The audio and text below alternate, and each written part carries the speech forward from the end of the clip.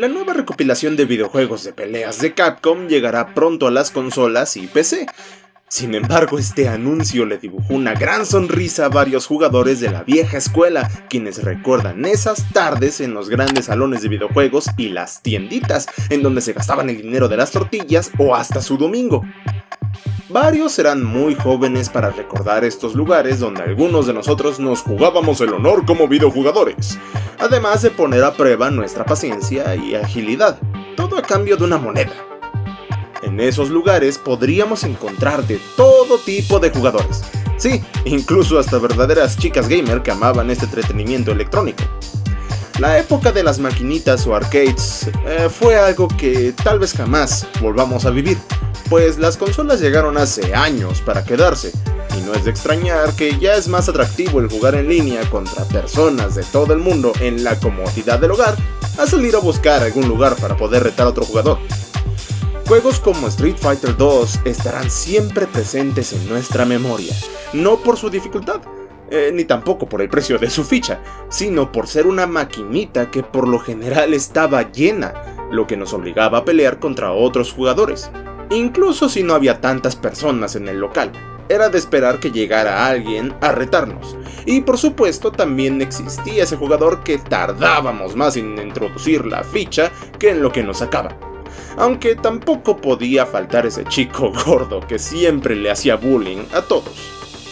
Personajes como Chun-Li, Ryu y Ken se convirtieron casi de inmediato en los favoritos de varios, y justo cuando creíamos que Street Fighter seguiría siendo el rey, llegó otro exponente que nos daría grandes retas y diversión: Fatal Fury, Art of Fighting, World of Heroes y otros videojuegos de la compañía SNK, pero esta no sería la única vez que tratarían de competir contra Capcom.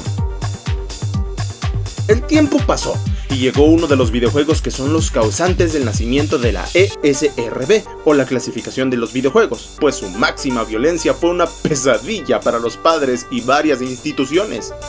Así es, había nacido Mortal Kombat, un título extremadamente violento para la época de 1992, donde los contrincantes eran capaces de quitarle la cabeza a su oponente, dejarlos hechos polvo y hasta arrancarles la columna. Esto sin duda llamó la atención de varios jugadores, a los que al contarles sobre esto deseaban ver si era cierto, aunque algunos debieron ir a lugares un tanto clandestinos para poder ver y jugar esta maquinita que se había vuelto tan popular. Algunos tuvieron suerte y tenían una maquinita de Mortal Kombat cerca de su escuela, aunque no sabemos a cuántos les hayan aplicado el Fatality sus padres, por haberlos cachado jugando ese tipo de videojuegos. Después del boom de Mortal Kombat veríamos nacer más videojuegos, y entre ellos se encontraba Darkstalkers, en el cual conocimos a uno de los nuevos personajes femeninos de Capcom, el cual se volvería otro ícono de los juegos de lucha tal como Chun-Li y Mai Shiranui. Por si no lo han adivinado, estamos hablando de la hermosa Morrigan Island. Pero este videojuego también tuvo una característica muy peculiar. Podíamos elegir un hombre lobo, un esqueleto, un vampiro y hasta una mujer gato. En este videojuego vimos por primera vez a Dmitry Maximov, John Talbine, Lord Raptor, Felicia, Sasquatch, Cienko y otros personajes, aunque Felicia siempre estuvo disputando la corona junto a Morrigan. También tuvimos la oportunidad de ver X-Men Children of the Atom y el famoso Killer Instinct, el cual se volvería uno de los favoritos, además de haber cambiado el sistema de combos y tener una jugabilidad a la que no estábamos acostumbrados.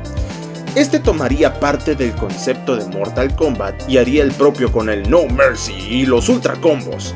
Aquí conoceríamos otros iconos como Orchid, Cyberwolf, Spinal, Fulgore y más, además de tener un soundtrack genial.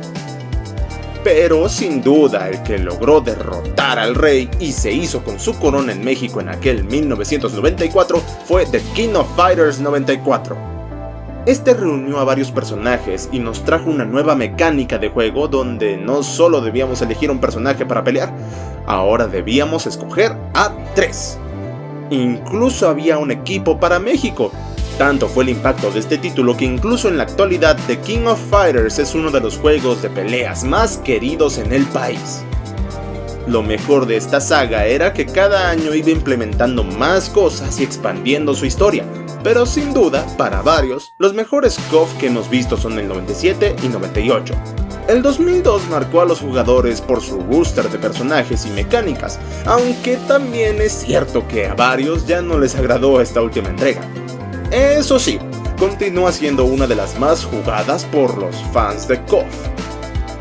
Ya habíamos tenido la oportunidad de ver varios tipos de juegos y personajes, por lo que tal vez varios creíamos que ya nada nos sorprendería, pero no podíamos estar más equivocados.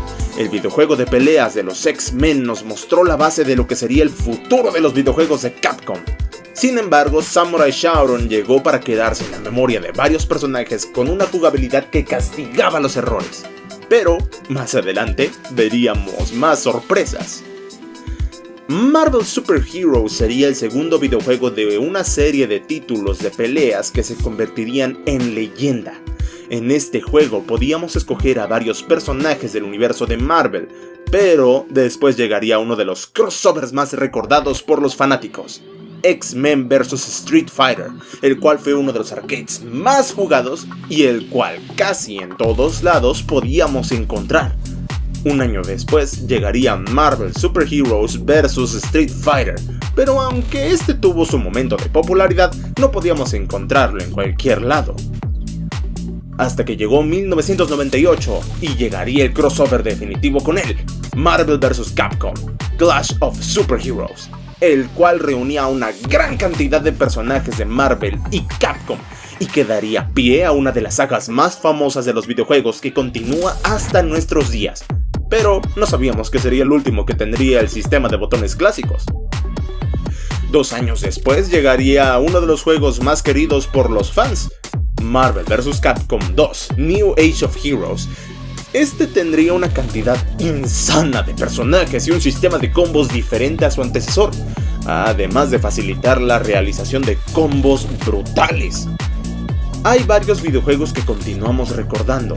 Sin embargo, tal vez el último al que tuvimos la oportunidad de ver fue Capcom vs SNK 2 Mark of the Millennium, debido a que ya varios locales comenzaban a desaparecer por la aparición de las consolas y el juego en línea.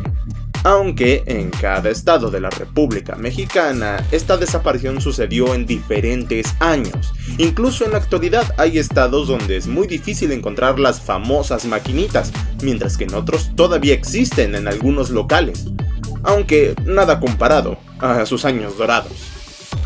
Cuando comenzamos nuestra travesía gamer, nunca nos imaginamos que veríamos de todo. Personas apartando su turno con las fichas, trucos para jugar gratis, la alegría que nos daba cuando el señor arreglaba las maquinitas y nos dejaba unos cuantos créditos para probarla, chicas gamer que rompían el estereotipo de los videojuegos no son para niñas y que eran capaces de terminar con nuestra barra de vida en pocos segundos, leyendas urbanas que nos hacían gastar todas nuestras monedas en un videojuego, la costumbre de ver antes a los jugadores para formar una estrategia y cómo olvidar los famosos trucos que nos permitían elegir un personaje secreto entre varias cosas más. Por desgracia, la época de las maquinitas terminó hace años, pero jamás olvidaremos esos lugares donde convivimos con otras personas que solo deseaban divertirse. Pocos soñamos con ser un profesional y otros pocos llegaron a ser tan buenos como los mejores. Pero sin importar que tuviéramos a uno o varios jugadores mirándonos, nuestra adrenalina crecía al tener nuestra barra de vida a un golpe de terminarse. Nuestros sentidos se agudizaban al tener unos cuantos segundos para vencer al rival y la tensión crecía al máximo cuando todo dependía de un solo golpe. Pues de eso dependía el seguir jugando o lograr un doble knockout, provocando que esos últimos segundos fueran los más largos de nuestra vida. Y aunque los años sigan pasando, esas sensaciones y vivencias siempre nos acompañarán a lo largo de nuestra vida, junto a nuestros mejores amigos, a hijos y nietos que escuchen esas grandes historias llenas de nostalgia. Sabemos que hay muchos juegos que no nombramos y que están en la memoria de varios, por lo que los invitamos a decirlos en los comentarios. ¿Cuál fue tu juego favorito?